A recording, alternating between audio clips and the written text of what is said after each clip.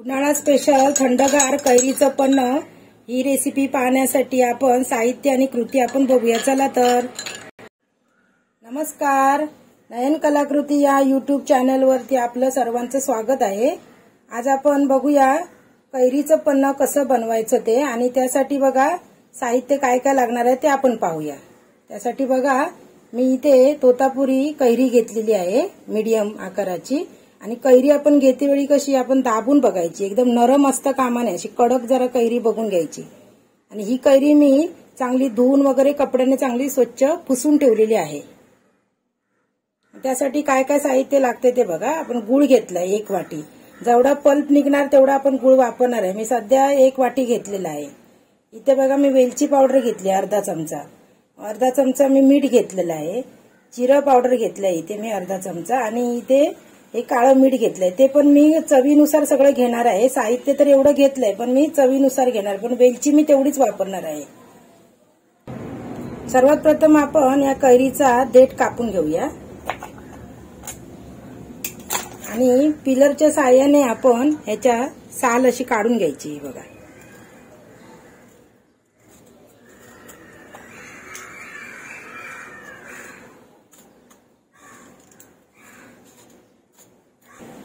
आता आपण याचे छोटे छोटे असे तुकडे करून घेऊया कैरीचे।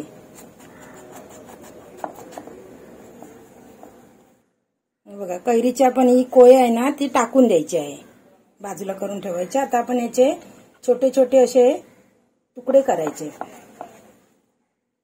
तुम्ही साली सकट सुद्धा उकडून घेऊ शकता कुकरला, पण मी याचे छोटे छोटे असे तुकडे करून कुकरला लावणार आहे।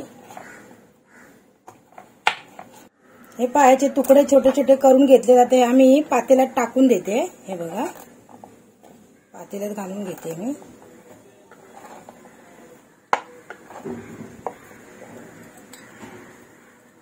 आता यामध्ये मी अर्धा चमचा मीठ घालत आहे, साधं मीठ, आणि जेमतेम असं पाणी घालायचं। हे बघा इथपर्यंतच पाणी घालायचं, जास्त पाणी नाही घालायचं। आता बघा कुकरमध्ये मी 1 ग्लास पाणी टाकलंय, त्याच्यावर जाळी ठेवली। आता मी हा टोप आहे ना, म्हणजे ते पातेलं आहे ना, ते कुकरामध्ये टाकत आहे, आणि आता झाकण मारून मी कुकर बंद करून 2 शिट्ट्या काढून घेणार आहे। हे पहा आपल्या कुकरच्या 2 शिट्ट्या पण झाल्या आहेत, आणि कुकर थोडा थंडही झाला आहे।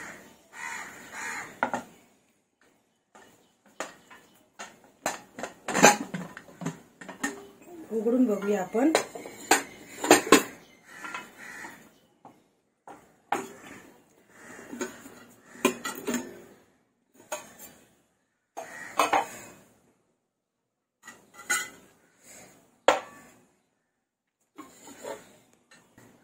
ही पहा कैरी आपली चांगली शिजलेली आहे, कारण कैरीला काय वेळ नाही लागत शिजायला, मस्त शिजली आहे।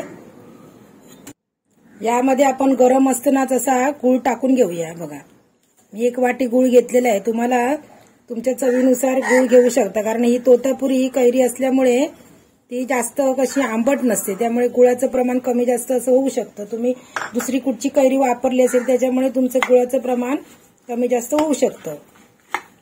आता हे चांगलं मी असं गूळ टाकून चांगलं मिक्स करून घेते। हे बघा चांगलं घोटून घेते एकदम व्यवस्थित। तुम्ही एका पसरट डिश मध्ये वगैरे अशा याच्यामध्ये घोटू शकता। मी आता कसं भांडी जास्त पडतात ना, भांडी जास्त वापरायला नको मला, म्हणून मी याच्यात बारीक पण होणार आहे, कारण कसं ते हे झालेलं आहे, कैरी आपली चांगली शिजलेली आहे, आणि गूळ पण गरम असल्यामुळे तो वितळणार त्याच्यातच। मी पहा आपलं मिश्रण घोटून झालंय। मी आता इथे वेलची पावडर टाकते, अर्धा चमचा वेलची पावडर टाकली।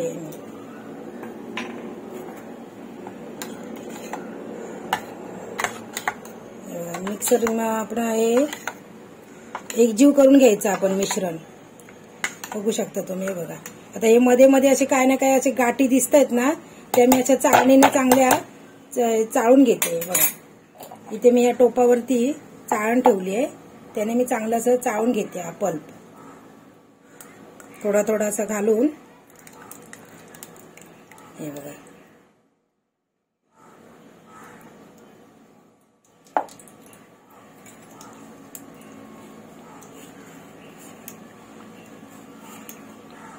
थोडं थोडं घालून आपण असं चांगलं गाळून घ्यायचं आपण।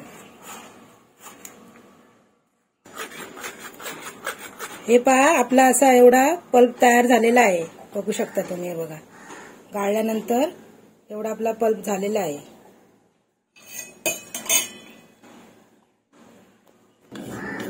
आता आपण सर्व करताना आहे बघा ग्लासामध्ये आपण हा पल्प 2-3 ते 4 चमचे टाकून घ्यायचा आहे।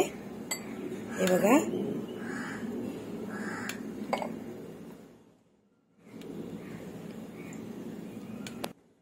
त्यामध्ये आपण चिमूटभर काळं मीठ घालूया दोन्ही ग्लासामध्ये, आणि थोडी थोडी आपण जिरा पावडर घालून घेऊया। जिरा पावडरने स्वाद चांगला येतो आणि जिरा पावडर ही आपल्या शरीरासाठी थंडावा देते, त्यामुळे जिरा पावडर वापरायची आपण। आणि त्यामध्ये बघा आपण हे आता थंड पाणी घालून घेऊया।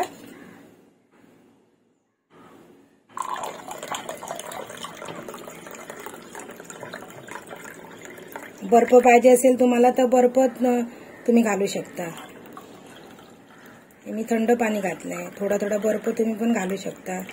वरती तुम्ही पुदिन्याची पानं टाकू शकता। हा पल्प कसा खाली बसतो त्यामुळे थोडासा असा ढवळून घ्यायचा आपण स्पूनने। हे बघा अशा प्रकारे आपलं हे कैरीचं पण बनवून तयार झालेलं आहे। व्हिडिओ आवडल्यास like, share and subscribe. Thank you.